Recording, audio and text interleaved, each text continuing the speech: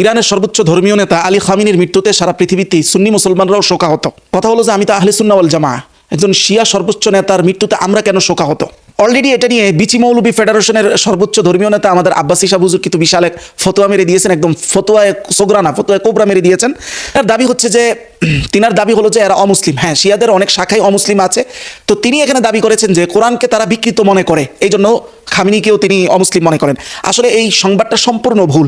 Khamenei বা ISNA আশারিয়া যারা বা বর্তমান খামিনির যেই শিয়া গ্রুপ যারা ক্ষমতাসীন ছিল, এদের বিশ্বাস অনুযায়ী তারা কোরআনকে মুহাররাফ বা কোরআন বিকৃত হয়ে গেছে এমনটা তারা বিশ্বাস করে না। যেটা একজন শিয়া আলেম যেমন নাসির আল মাকারিম আশ-শিরাজি তার লিখিত কিতাব আল আমসাল ফি কিতাবিল্লাহিল মুনাজ্জাল এর 1 নম্বর খণ্ডায় স্পষ্ট তিনি লিখেছেন, আন্নাল কুরআন লাম ইয়াতাআররাদ লি আইয়ি নাওইন মিনাত তাহরিফ, যে কোরআনে কোনো পরিবর্তন হয়নি। ওয়া আন্নাল্লাযী বাইনা আইদিনা হুয়া আইনুল কুরআন আল্লাযী নাযালা আলা সাদরিল হাবিব মুহাম্মদ নবিয়িনা সাল্লাল্লাহু আলাইহি ওয়াসাল্লাম, আমাদের সামনে আজকে যে কোরআন আছে সেটা ঠিক সেই কোরআনই যে কোরআন রাসূলুল্লাহর উপর নাজিল হয়েছে। এটার আরেকটা বাহ্যিক প্রমাণ হলো ইরানের মধ্যে কিন্তু প্রচুর পরিমাণ আপনার মিশরীকারীদেরকে দাওয়াত করা হয় এবং খামিনি তার মজলিসে বসে মিশরীকারীদের কোরআন তেলাওয়াত শুনেন। তো কোরআনুল কারীম যদি এটা তারা পার্থক্য মনে করতো তাহলে মিশরীকারীদের কোরআন তেলাওয়াত শোনার কথা না। এবং ইরানের যত প্রসিদ্ধ কারীরা আছে তাদের কোরআন তেলাওয়াতের মধ্যে কখনো আমাদের এই কোরআনের বাইরে অন্য কোনো তেলাওয়াতের রেকর্ড নেই। পরে যদি আমাদের এই সুন্নি আলেমরা বলেন যে না তারা তো শিয়া, তাদের জন্য শোক করা যাবে না, দেখেন সিরাতে ইবনে হিশামের স্পষ্ট 2 নম্বর খণ্ডের বর্ণনায় যেই বছর আবু তালেব মৃত্যুবরণ করলো এবং আম্মাজান খাদিজা রাদিয়াল্লাহু তাআলা আনহা ইন্তেকাল হলো, ওই বছরকে রাসূলুল্লাহ স্পষ্ট ফাসুম্মিয়া যালিকাল আম আল হুজন, বিশেষভাবে এই দুইজনের কারণে ওই বছরকে রাসূলুল্লাহ শোকের বছর, সবচেয়ে বড় দুঃখের বছর হিসাবে আখ্যায়িত করেছে। এখন আবু তালেব তো মুসলমানই ছিল না, কিন্তু রাসূল কেন ওটাকে শোকের বছর বলেছিলেন? কারণ হচ্ছে আবু তালেব মুসলিম না হলেও ওই সময়ের খুব প্রয়োজনীয় ব্যক্তি ছিলেন তিনি। ঠিক ইরানের আলী খামিনি এমন একজন মধ্যপ্রাচ্যের উল্লেখযোগ্য প্রয়োজনীয় ব্যক্তি ছিল যে তার কারণে মধ্যপ্রাচ্যের যে পাওয়ারটা এটা 100% এই আধিপত্যের কবলে 100% যায় নাই, কিন্তু তার অনুপস্থিতিতে এই পাওয়ারটা হতে পারে যে 100% আধিপত্যবাদের কবলে চলে যাবে, কিন্তু তার উপস্থিতির কারণে এই পাওয়ারটা দুই দিক থেকে একটা ভারসাম্য তৈরি করেছিল।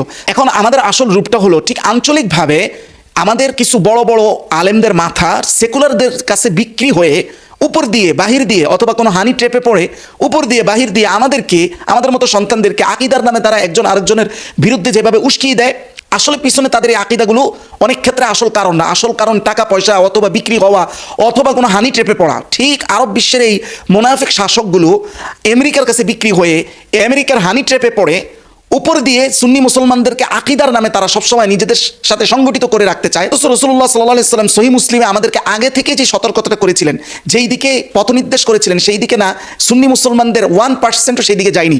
যেমন উকবা বিন আমির থেকে বর্ণিত, তিনি সহিহ মুসলিমের এই হাদিসটা এসেছে 1917 নম্বর হাদিসের বর্ণনা। তিনি বলেন সামিয়াতু রাসূলুল্লাহ সাল্লাল্লাহু আলাইহি ওয়াসাল্লাম, রাসূল থেকে আমি শুনেছি, তিনি মিম্বারের উপর এই আয়াতটা পড়লেন, কোরআনের এই আয়াত যে ওয়াইদু লাহুম মাসতাতাতুম মিন কুওয়া, আল্লাহ আমাদেরকে নির্দেশ করতেছে তোমরা কাফেরদের বিরুদ্ধে, তোমরা আল্লাহর শত্রু তোমাদের শত্রুদের বিরুদ্ধে তোমরা শক্তি অর্জন করো। এই শক্তির ব্যাখ্যায় রাসূল 3 বার বলেছেন যে আলা ইন্নাল কুওয়াতা আর-রামিয়ু, আলা ইন্নাল কুওয়াতা আর-রামিয়ু, আলা ইন্নাল কুওয়াতা আর-রামিয়ু। হ্যাঁ, জেনে রাখো এখানে আল্লাহ শক্তি বলতে, আগামী দিনে শক্তি বলতে বোঝানো হচ্ছে নিক্ষেপণের শক্তি। আজকে দেখেন সেই জিনিসটা কাফেররা দেখাইছে, এর মধ্যে মুসলমানদের মধ্যে একমাত্র সেই জিনিসের সবচেয়ে ভালো প্রযুক্তিতে আগাইতে পারছে, অর্থাৎ নিক্ষেপণের শক্তি যার যত বেশি, সেটা ড্রোন হোক, সেটা মিসাইল হোক, সেটা পারমাণবিক হোক, এবং আপনার নিক্ষেপণের শক্তির মধ্যে যে সকল টেকনোলজি আছে এগুলো যার যত বেশি শক্তি, সেই দুনিয়াতে এখন সবচেয়ে বেশি বড় আধিপত্যের জায়গায় আছে। তো রাসূল কিন্তু এই কথাটা বলেছেন এবং এই কথাগুলোর উপর সুন্নি মুসলমানরা কিন্তু প্রকৃত অর্থে কোনো আমলই করেনি, বরং তারা যোগে যোগে আঞ্চলিক বলেন আন্তর্জাতিক বলেন এরা নিজেদের মাথাকে বিক্রি করেছে, অনুসারীদেরকে আকিদার নামে সংগঠিত করে রাখার চেষ্টা করেছে। এমনকি হোসাইন রাদিয়াল্লাহু তাআলা আনহু যে ঘটনাটা সম্পূর্ণ একটা রাজনৈতিক ঘটনা ছিল, ওই ঘটনাটাকে বিকৃত করে আমাদের দেশের তো কিছু বিকৃত সুন্নি আছে, তারা এই ঘটনা বলবে আর কাঁদবে, নাকের পানি মুছবে, মুছে টুসি জিলাপি টেলিপি খেয়ে চলে যাবে। অথচ এই ঘটনা হোসাইন রাদিয়াল্লাহু তাআলা আনহুর এই ঘটনাকে, এটা যেটা রাজনৈতিক চেতনার ঘটনা, ওইটাকে শিয়ারা ঠিক ওই রাজনৈতিক চেতনায় খাটাইছে, রাজনৈতিক চেতনায় ব্যবহার করেছে এবং সেই জায়গা থেকে তারা আজকে ঠিকই আলা ইন্নাল কুওয়াতা আর-রামিয়ু এইটার পথ ধরে তারা অনেক দূর এগিয়ে গেছে। আর সেই জায়গায় আমরা কি করেছি, শুধু চাটাচাটি আর মানুষকে সহি আকিদার নামে আমাদের পক্ষে রাখার তদবির ছাড়া, ফতুয়া বাণিজ্য ছাড়া আমাদের হাতে আসলে আর কোনো পুঁজিই নাই।